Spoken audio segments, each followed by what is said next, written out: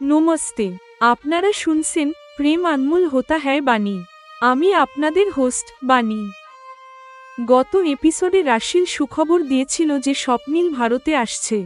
আজ আপনারা শুনবেন আমার বিরহ বেদনার চরম সীমা, অলকা ম্যামের দেওয়া সেই অবিশ্বাস্য সমাধান যা আমার সব চিন্তা দূর করে দেয়, আর সেই রহস্যময় কারণ যে স্বপ্নিল কেন আমেরিকা ছেড়ে ভারতে আসছে, একটি দার্শনিক এবং চমকপ্রদ কারণ। বিরহের অগ্নি আর মিষ্টি কল্পনা। অস্থিরতা, রাশিলের তথ্য আমার মনের শান্ত সরোবরে আলোড়ন সৃষ্টি করল। আমি কল্পনা করলাম যে আমি অলকা ম্যামের কাছে ক্ষমা চাইব যে আমি বৃথা অজুহাতে সময় নষ্ট করেছি। প্রেমের চরম সীমা, আমি অনুভব করলাম যে আমি রাজহাঁস, পেঙ্গুইন বা নেকড়ে প্রজাতির মতো, যারা জীবনভর শুধু একজনকেই সঙ্গী করে। বিরহে আমার দশা ব্যাকুল হংসীর মতো হয়ে গেল। সময়ের সার্থকতা, আমার মনে হলো স্বপ্নিলের স্ত্রী হয়ে জীবন কাটানোই আমার জীবনের সার্থকতা। সমাধান আর পিসিমা, বুয়াজি, নতুন সম্পর্ক।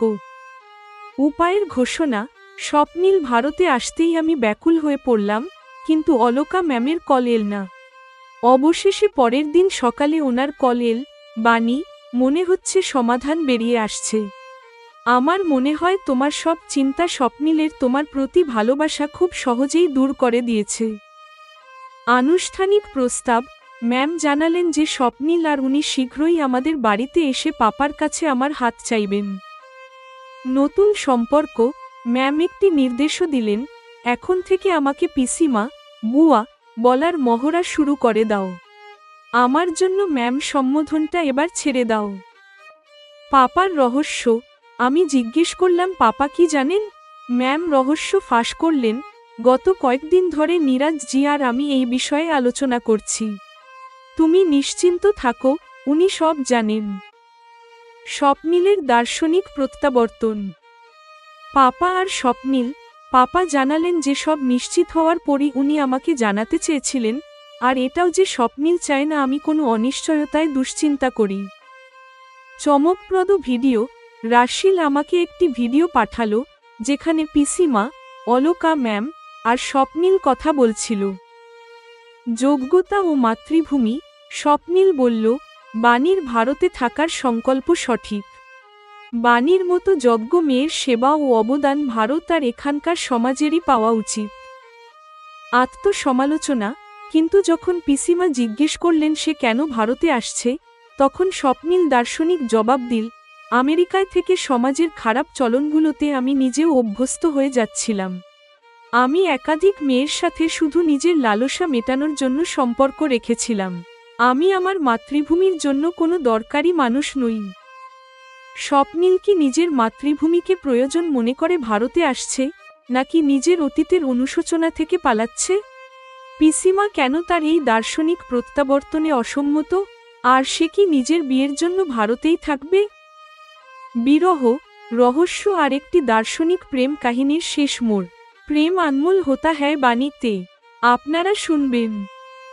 এপিসোড 64, বিরহে ব্যাকুল হংসী, রহস্যময় উপায় আর স্বপ্নিলের দার্শনিক প্রত্যাবর্তন। এটা তো ভালো কথা। বলো পরশনি কেমন আছে?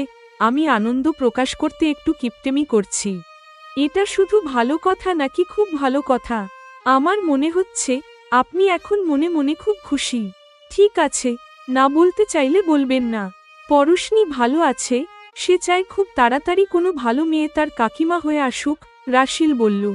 কোনো ভালো মেয়ে? আমি রাশিলের সেই কথাগুলো আওড়ালাম যা আমাকে খেপাচ্ছে। ও তো এখনো ছোট, ও আপনার বা স্বপ্নিলের মনের কথা কি আর বুঝবে? বলতে বলতে রাশিল হাসছে। ও ক্যামেরা ঘুরিয়ে দোলনায় খেলা করা পরশনিকে দেখালো। এই কথা খুব অল্পই হলো। রাশিল পরশনিকে দুধ খাওয়াবে বলে কল কেটে দিল। রাশিলের দেওয়া এই খবর আমার মনের শান্ত সরোবরে ছোড়া এক পাথরের মতো প্রভাব ফেলল। সরোবরের জলে উৎপন্ন হওয়া বৃত্তাকার ঢেউয়ের মতো আমার মনে চিন্তা আর কল্পনার বিস্তার হতে লাগল। আমি ভাবছি ম্যাম আমাকে একবার অন্তত স্বপ্নিল আর আমার বিয়ে নিয়ে বলুন। আমি ওনাকে বলে দেব, আপনি তাড়াতাড়ি এই শুভ কাজ শেষ করে ফেলুন। উনি জিজ্ঞেস করুন আপনি স্বপ্নিলের সাথে আমেরিকায় গিয়ে থাকতে পারবেন? আমি বলে দেব, হ্যাঁ স্বপ্নিলের সাথে আপনি যেখানে বলবেন আমি সেখানে গিয়ে থাকব। উনি আমায় জিজ্ঞেস করুন আপনি যখন আমেরিকা চলে যাবেন তখন পাপা একা কি করে থাকবেন। আমি বলবো আমার আপনার ওপর বিশ্বাস আছে, আপনি ওনার সব সুবিধার খেয়াল রাখবেন। উনি একবার তো জিজ্ঞেস করে দেখুন, আপনি কি স্বপ্নিলকে বিয়ের জন্য তৈরি? আমি 1000 বার বলবো হ্যাঁ হ্যাঁ আমি তৈরি, এখনই এই মুহূর্তে তৈরি। তারপর আমি ওনাকে কিছু বলতেই দেব না। আমি ওনাকে বলবো, ম্যাম আমার শরীর আর মন স্বপ্নিলের অস্তিত্বে মিশে যাওয়ার জন্য ব্যাকুল হয়ে আছে। হ্যাঁ বলতে আমি দেরি করে ফেলেছি। আমি বৃথা অজুহাতে এই দিন আর মাসগুলো নষ্ট করেছি। আমি আমেরিকায় ওরকম হাবাগোবা না থাকলে স্বপ্নিলকে সুখ দেওয়ার সাথে সাথে নিজেও এখন সুখের সাগরে ভাসতাম। আমি বলতাম, স্বপ্নিল আর আমার সাথে এই জন্মের নয়, অনেক জন্মের আর আগামী জন্মগুলোতেও থাকবে। আমি ওনার কাছে প্রার্থনা করতাম, ম্যাম আপনি স্বপ্নিলকে আজই ডেকে পাঠান। আমার দশা এখন বিরহে ব্যাকুল রাজহংসীর মতো। আমার মনে হচ্ছে আমি প্রাণীদের মধ্যে রাজহাঁস, পেঙ্গুইন বা নেকড়ে প্রজাতির মতো মানুষ। এরা জীবনভর শুধু একজনকেই সঙ্গী করে আর তার প্রতিই নিষ্ঠাবান থাকে। আমি খুব বিষণ্ণ হয়ে গেছি। আমার ইচ্ছে করছে আমি যদি বাজপাখির মতো ডানা পেতাম, তবে উড়ে স্বপ্নিলের কাছে পৌঁছে যেতাম। বাস্তবে স্বপ্নিলের কাছে পৌঁছাতে না পারলেও আমি ঘুমিয়ে পড়েছিলাম আর স্বপ্নে স্বপ্নিল আমার সাথে চলে এসেছিল। আজকের আগে আমার দশা কখনো এমন হয়নি। পরের দিন আমি অনেকটা শান্ত হয়েছি। গত রাতের সেই বিরহ যন্ত্রণার কথা মনে করে আমি হাসছি আবার খুশিও। ওটা ছিল কারো প্রতি ভালোবাসার চরম সীমা। আমার মনে শুধু স্বপ্নিলের প্রভাব। স্বপ্নিল ভারতে এলে আমাদের দেখা হবেই। শুধু তাই নয়, এর মাধ্যমেই আমাদের বিয়ে ঠিক হওয়া সম্ভব হবে। এখন আমি ছটফট করে স্বপ্নিলের ফেরার অপেক্ষা করছি। স্কুল আর পরিবারের দায়িত্ব সামলে আমার দিন কাটছে। রাতে ঘুমের আগে বিছানায় একা ভাবার সময় পাই।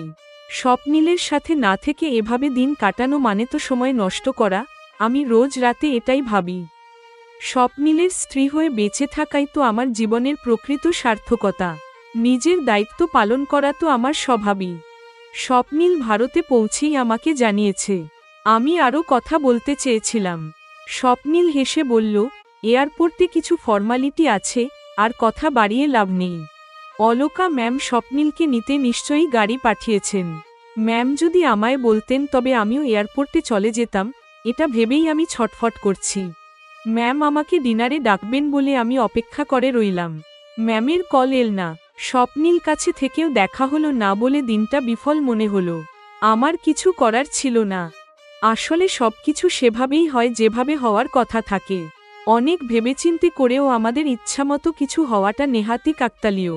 যদি মনে করি আমাদের দ্বারা কিছু হয়েছে, তবে তা শুধুই আমাদের ভ্রম। অবশেষে পরের দিন সকালে অলকা ম্যামের কল এল। বাণী সমাধান বের হচ্ছে মনে হয়। স্বপ্নিলের তোমার প্রতি ভালোবাসাই তোমার সব চিন্তা দূর করে দিয়েছে। এখন তোমার আর স্বপ্নিলের বিয়েতে কোনো সমস্যা হবে না, অলকা ম্যাম জানালেন। আমি এখন খুব অধৈর্য হয়ে গেছি। সব শর্ত ত্যাগ করে আমি স্বপ্নিলকে বিয়ে করতে রাজি। সমস্যার কথা পড়ে ভাবা যাবে। আমি ভাবছি কোনো সমাধান কি এত সহজ হয়, যা মাত্র একদিনে বের করে ফেলা যায়। ম্যাম কি সমাধান বের হলো? আমি খুশির সাথে সাথে জানার জন্য খুব কৌতূহলী হয়ে উঠলাম। তোমাকে সব বলা হবে, তুমি নিশ্চিন্ত থাকো। দিন কয়েকের মধ্যেই স্বপ্নিল আর আমি নীরাজজির সাথে তোমার বাড়িতে দেখা করতে আসব।